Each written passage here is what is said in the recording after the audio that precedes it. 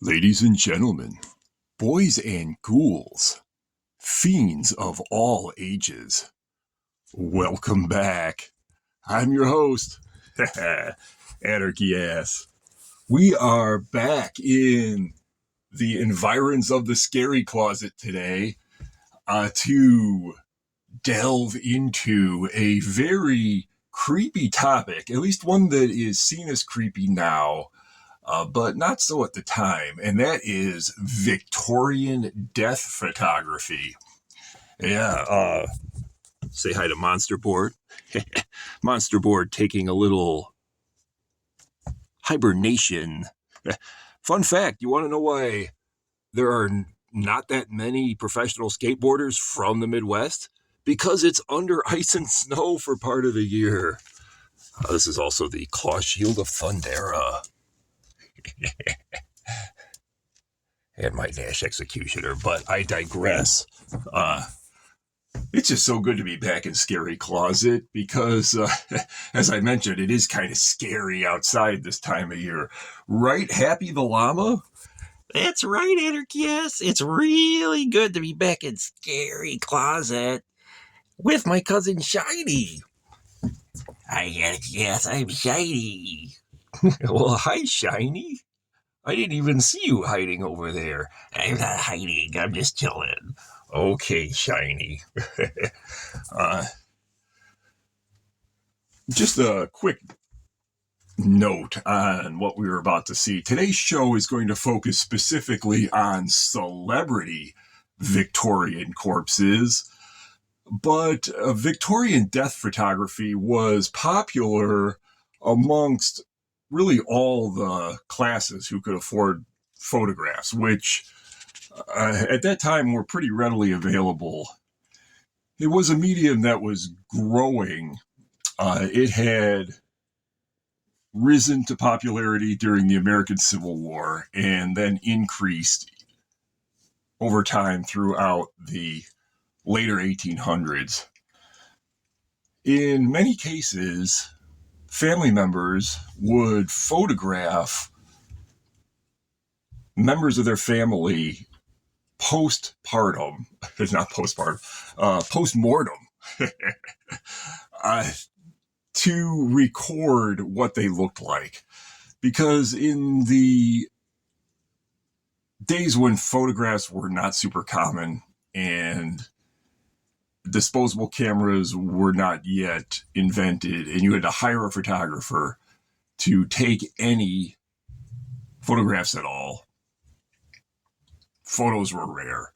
And many times people would die and families would realize that they had no pictures of these people, so they would quickly take photos of them before they were buried, as it were. And that was really what was going on with most Victorian death photography, especially small children and babies. I have a separate video on that on my channel entitled Victorian Baby Corpses. But I bring this up because that is not what is going on here with these celebrities. With these celebrities, it was almost happening in reverse. People all knew what they looked like, and they wanted to get one last final image of them. So the context is important to understand with this Victorian death photography. But without further ado, let's get into these pictures. Right, Shiny? Yeah, Anarchists, you should really get into the pictures. Well, okay, without further ado, let's go back, way back into time.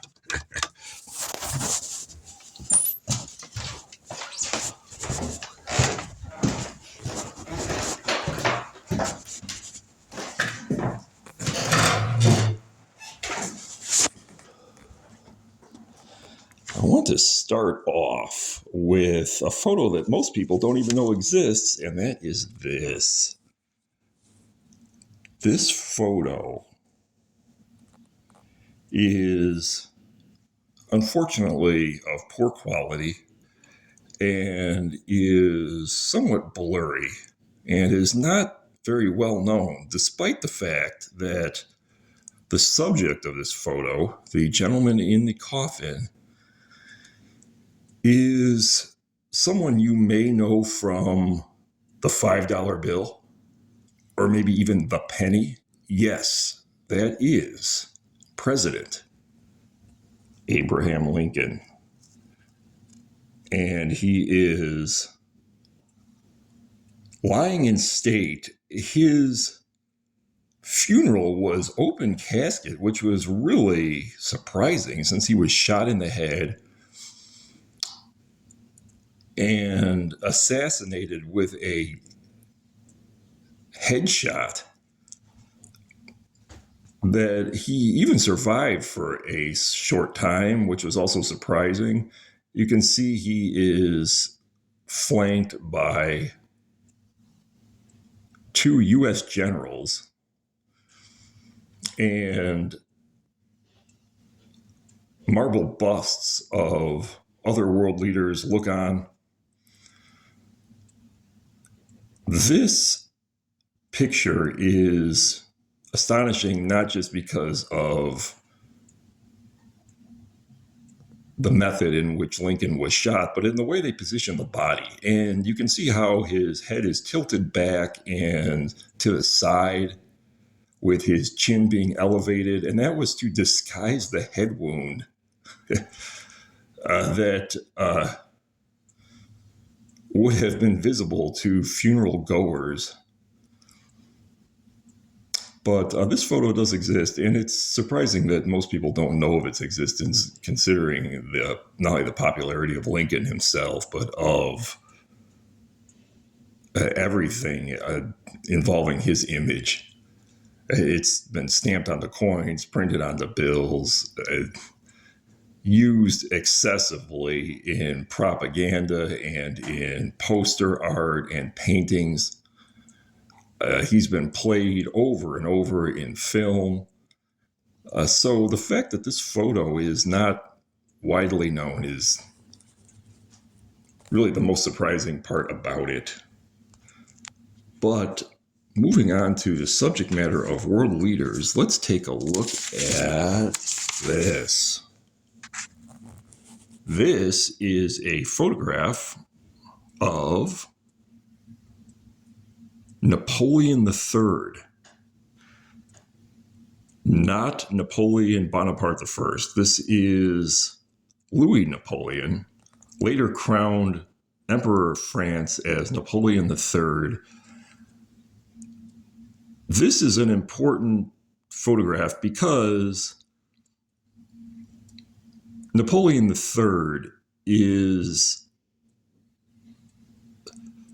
somewhat like France's Queen Victoria. His reign ran alongside that of Victoria, and the Victorian era in France was known as the Third Empire. And what they're referring to is the empire of this man. When he passed away, this photo was taken, and it's, unlike the Lincoln photo, a very famous photo and was circulated widely in France. He was given a Roman Catholic funeral, being a Roman Catholic, and his death brought to an end the time period of the Third Empire. But I bring this up because it should be noted that the term Victorian refers to really only the culture of Great Britain and the United States during the reign of Queen Victoria. And it really would be erroneous to refer to France at this time as Victorian, as it really was not. And this is what it was. You can see the detail on this photo, though, and you can see how photography has progressed and use and knowledge of lighting in particular has come into the art form. But speaking of Queen Victoria, let's take a look at this picture. This is Queen Victoria herself on her deathbed. And this photo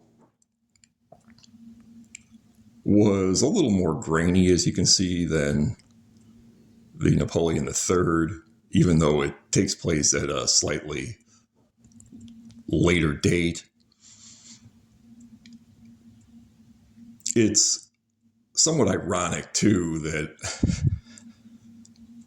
Victoria is dressed in attire that is not as dark as what she normally would have worn. For almost her entire reign, she wore mourning gowns and really stayed in mourning over the death of her late husband, a man whose death she never fully got over. And therefore, to see her in anything other than that is rare and makes her look almost more lifelike than she did in real life. But if you look at any photograph of her during her life, during her reign after the death of her husband, you'll see what I mean. And I always thought that the funerary dress that she wore every day really affected the culture and lent to the dark look and fashion that whole era seemed to have. And next we have this photo.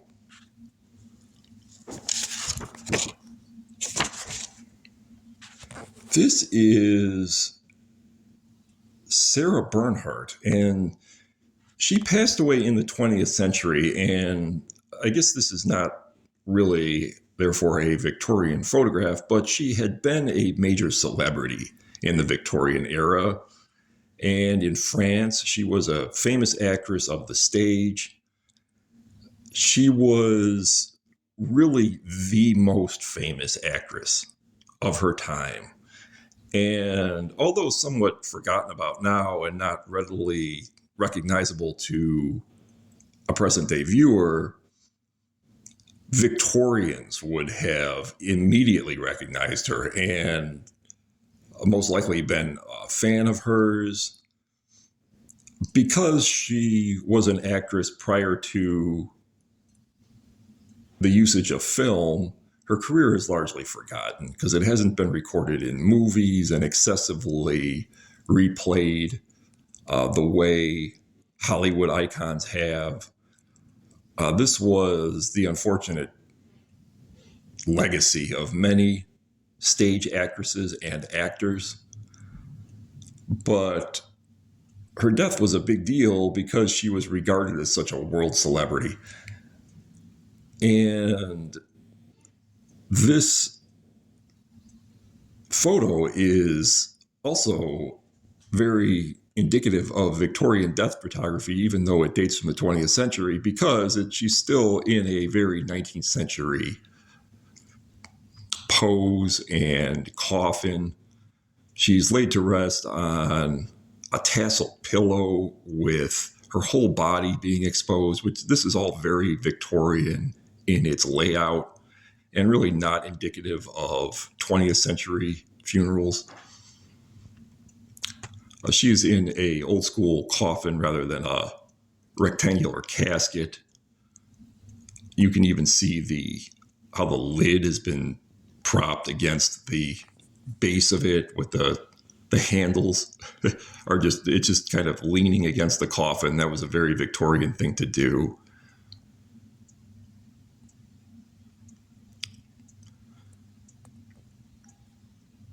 Sarah Bernhardt.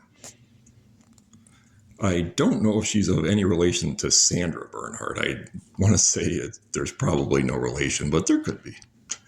I didn't look it up. This next photo is important because it illustrates something that I've verbally said but never really provided an example of visually, and that is this. This is your typical example of Victorian death photography, and this is actually an advert. This is an advertisement from a certain A.B. Whitaker, who had a library of photos that he would use. This is two photos of the same infant.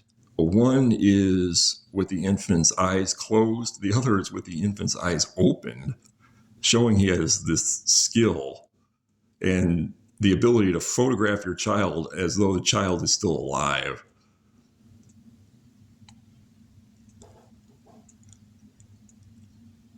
And it's asking you to give them a trial because this was really in vogue in cases where the child's eyeballs could not be manipulated to appear as though they are looking, or if the eyes had already started to decay. One practice during this era was to place fake eyes that had been painted on, basically just small pictures of eyes over the closed eyelids of the child, and then photograph it as though they were real eyes that were open. And I've seen examples of this, and they really do not look realistic at all. But this is an example of the typical Victorian death photography as it was used on babies and small children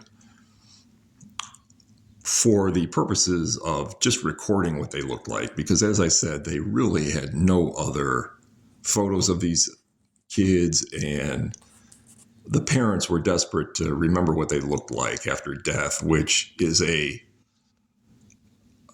luxury, if you want to call it that, that their parents did not have and previous generations before that did not have.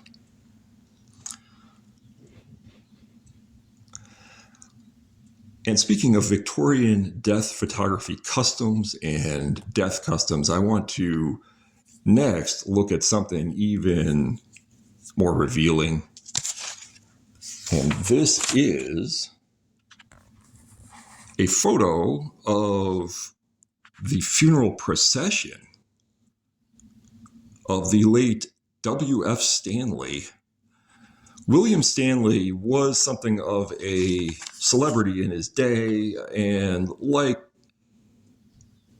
Sarah Bernhardt, he is somewhat forgotten about now.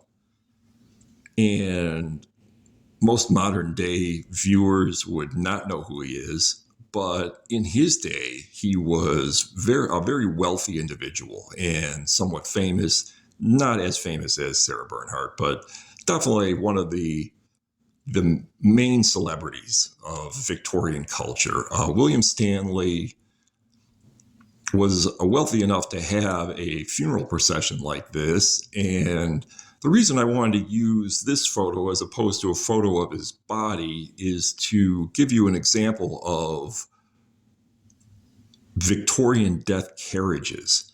This is before the advent of the modern hearse, and the main point of Victorian funerals was to give mourners the opportunity to see the body one more time, even right up to the point of being buried. And a look at this carriage, it's glass. This is typical for the era. It is equipped with windows on three sides so that you can visually see the coffin just rolling down the street. And people who couldn't make it to the funeral and who could not be present at the wake could simply stand on the sidewalk and see Mr. Stanley roll by in his coffin. You could see right through the walls of the carriage, right up to the cemetery. This is somewhat shocking if you see it in real life, and people are often taken aback at the fact that they did this. Sometimes the coffins would even be open-faced, and sometimes the coffins would be glass themselves. So you could not only see through the walls of the carriage, but you could see through the coffin into the coffin itself and see the actual body laying there with the person's facial expression and whatever they happen to be wearing. This coffin, of course, is not see-through, but many were. And this death carriage is definitely see-through. And this is the way in which most Victorians of money and means were taken to their graves. This is a really long, much longer procession than most would have had, though. You can see it's actually 4 carriages, all laden with flowers. There's even a gentleman on a bicycle way on the right-hand side, pedaling alongside. Bicycles had come into vogue at that time and were extremely popular. And that concludes this video on Victorian celebrity corpses. There are many more that I could have included, but I wanted to get a cross-section of the various types of celebrities that were buried in this era. I hope that shines a light on it. Until next time, I'm Anarchy Ass. Thank you for joining me. Bye-bye now.